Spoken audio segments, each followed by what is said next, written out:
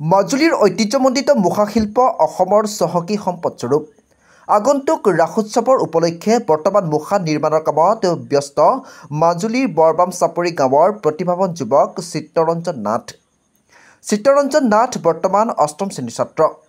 তেখেতে কোনো প্ৰশিক্ষণ নোলোৱাকৈ বিগত 4 মাহৰ পৰা মুখা নিৰ্মাণৰ কামত জড়িত হৈ আছে। চিত্তৰঞ্জন নাথে AIN লাইভ চেনেলৰ মাজুলীৰ জিলাৰ সাংবাদিক বিজিত কুমাৰ নাথক তেখেতৰ মনৰ ভাৱ প্ৰকাশ কৰাৰ লগতে মুখাসমূহ কেনেকৈ নিৰ্মাণ কৰে সকলো কথা জনাই দিয়ে। চিত্তৰঞ্জন নাথৰ পৰা যদি কোনো ব্যক্তিয়ে মুখা ক্ৰয় কৰিব বিচাৰিছে তেন্তে 9864107611 নম্বৰত যোগাযোগ কৰিব পাৰে। মাজুলীৰ পৰা বিজিত কুমাৰ নাথৰ ৰিপৰ্ট, AIN লাইভ। নমস্কাৰ, মই বৰ্তমান উপস্থিত আছোঁ মাজুলীৰ বৰবাম চাপৰি গাঁৱত। মাজুলীৰ বৰবাম চাপৰি গাঁৱৰ এজন অতি প্ৰতিভাৱান যুৱক চিত্তৰঞ্জন নাথ। তেখেতে কোনো প্ৰশিক্ষকৰ ওচৰত প্ৰশিক্ষণ নোলোৱাকৈ ঘৰতে নিজেই লাগি কিছুমান মুখা সৃষ্টি কৰিছে। যিহেতু মাজুলীৰ মুখা শিল্পৰ বাবে বিখ্যাত, তেখেতে সেই কৰ্মত বৰ্তমান নিয়োজিত হৈ আছে। তেখেত বৰ্তমান অষ্টম শ্ৰেণীত অধ্যয়নৰত হৈ আছে যদিও তেখেতে এই মুখা শিল্পৰ কামো পূৰ্ণগতিত কৰি গৈছে। তেখেতৰ পৰা আমি জানিম যে মুখা কেনেকৈ নিৰ্মাণ কৰে, প্ৰথম পৰ্যায়ত কেনেদৰে কাম কৰিব লাগে, সকলোসমূহ তেখেতৰ পৰা জানিবলৈ চেষ্টা কৰিম। ভাইটি, আচলতে মুখাবোৰ তুমি নিজে নিৰ্মাণ কৰিছা, কিমান দিনৰ পৰা সেই কাম চৰ্চা কৰি আছা? মই 2025 চনৰ গ্ৰীষ্মকালীন বন্ধৰ পৰা মুখা শিল্পৰ লগত জড়িত হৈ পৰিছোঁ। হয়, তুমি মুখাবোৰ নিজে বনাবলৈ শিকিছিলা নে তোমাক কোনোবাই সহায় কৰিছিলে? মোক সহায় কৰা নাই, মই নিজেই শিকিবলৈ চেষ্টা কৰিছিলোঁ।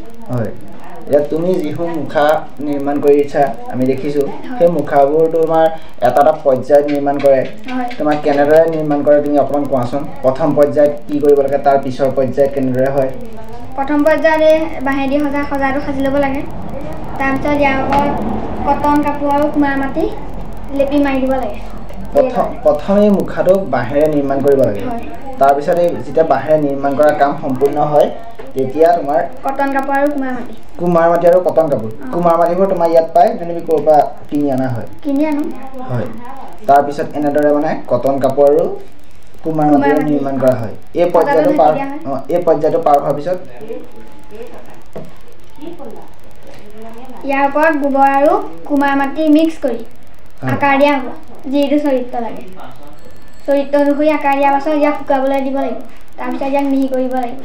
হয়, এইখিনি কৰি হোৱাৰ পিছত পুনৰ ইয়াৰ ওপৰত দ্বিতীয় পৰ্যায়ৰ দৰে কটন কাপোৰ আৰু কুমাৰ মাটিৰ দৰে ইয়াৰ ওপৰত মাৰিব লাগিব।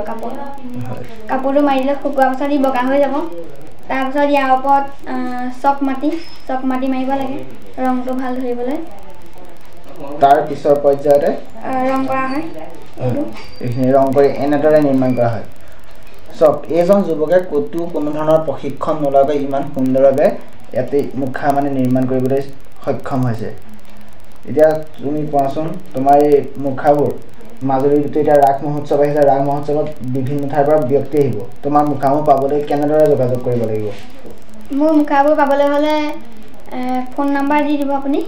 ফোন নাম্বাৰত মোক ফোন কৰিলে পাব মুখাসমূহ। ফোন নাম্বাৰটো কৈ দিয়াচোন। ফোন নাম্বাৰটো হৈছে 9864107611। হয়, তোমাক যোগাযোগ কৰিলে তোমাৰ মুখাসমূহ ক্ৰয় কৰিব পাৰিব। তোমাৰ লোকেশ্যনটো ৰঙাচাহী কলেজ ৰোড।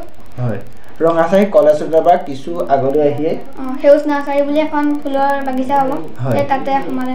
হয়, এই ভাইটিজনৰ আমি ভৱিষ্যত উজ্জ্বল কামনা কৰিছোঁ। যিকোনো খবৰ বিজ্ঞাপনৰ বাবে যোগাযোগ কৰক 7896121996।